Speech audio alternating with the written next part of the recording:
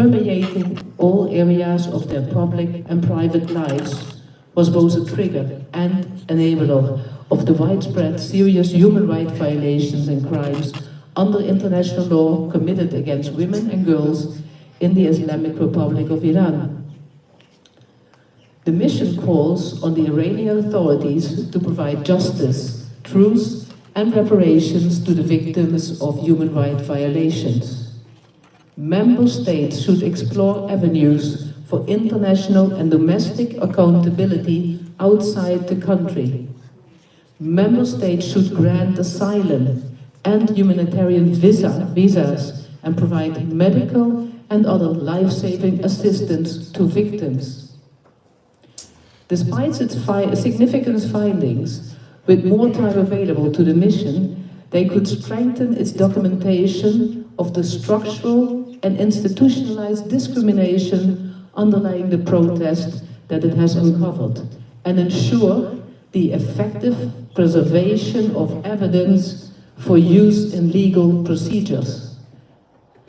The courage and resilience of women, men, and children of the Women Life Freedom Movement underscores the critical need for global solidarity with those continuing to fight for equality, justice, the right to freedom of expression and of peaceful assembly, and the rights of women and girls in the Islamic Republic of Iran.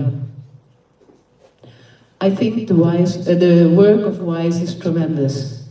I can't imagine how it feels to see your sisters and brothers being prosecuted, hurt, and killed for standing up for their rights, for equality and human dignity.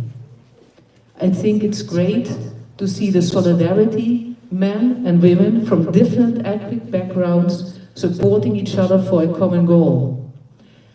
Our club also supports a small project supporting several older people in Venezuela. The title of the project is Los Buenos Somos Más, the good are more. I had to think of the title because it's also applicable to Iran, where the vast majority wants change. Like you, I'm an optimist. I believe that supporting each other does make a difference and that the women shall prevail in the end. Women Life Freedom, you are not alone. Thank you.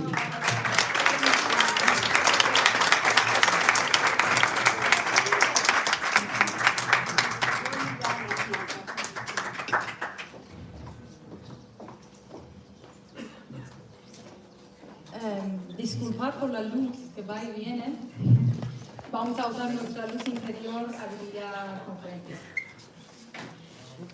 شبنم نسیمی فعال سیاسی و کنشگر اجتماعی افغانستانی بریتانیایی، ساکن لندن و بنیانگذار و مدیر اجرایی گروه دوستان افغانستان در حزب محافظه‌کار بریتانیا.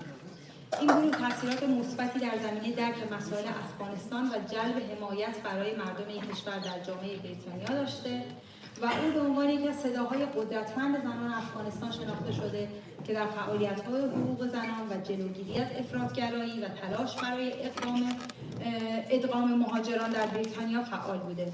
نمونه‌ای از مقاومت و امید برای زنان مهاجر بوده. ازشون دعوت می‌کنیم که اینجا حضور دارن به پیامشون گوش بدن.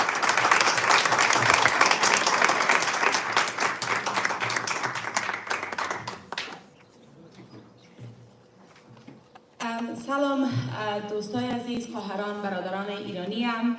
من از اهل افغانستان هستم اما در بریتانیا بزرگ شدم، پس فارسیم بسیار قوی نیست.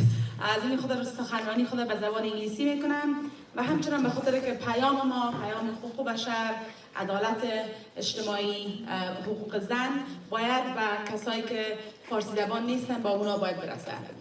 پس اگه اجازه بدین به زبان انگلیسی سخنرانی خودش رو میکنم. The ultimate tragedy is not the oppression and cruelty by bad people, but silence over that by the good people. Martin Luther King. I want to first thank the Women's Independence and Sustainable Equality Network and Nahi Jana Aziz for bringing us together here today.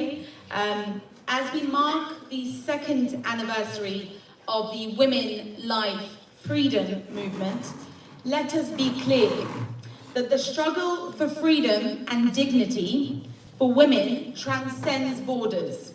Today, as we stand in solidarity with Iranian women, I must draw your attention to the plight of Persian-speaking sisters on the other side of the border, the sisters, the women of Afghanistan, living under the brutal reign of the Taliban regime.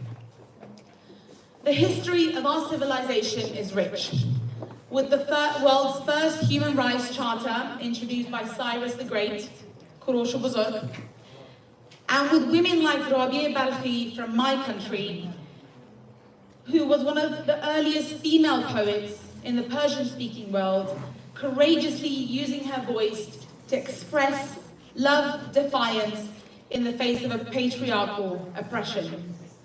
Our women have been the bedrock of progress in our nations, championing education, leading businesses, and shaping the political and social fabric of our societies, despite decades of war and conflict.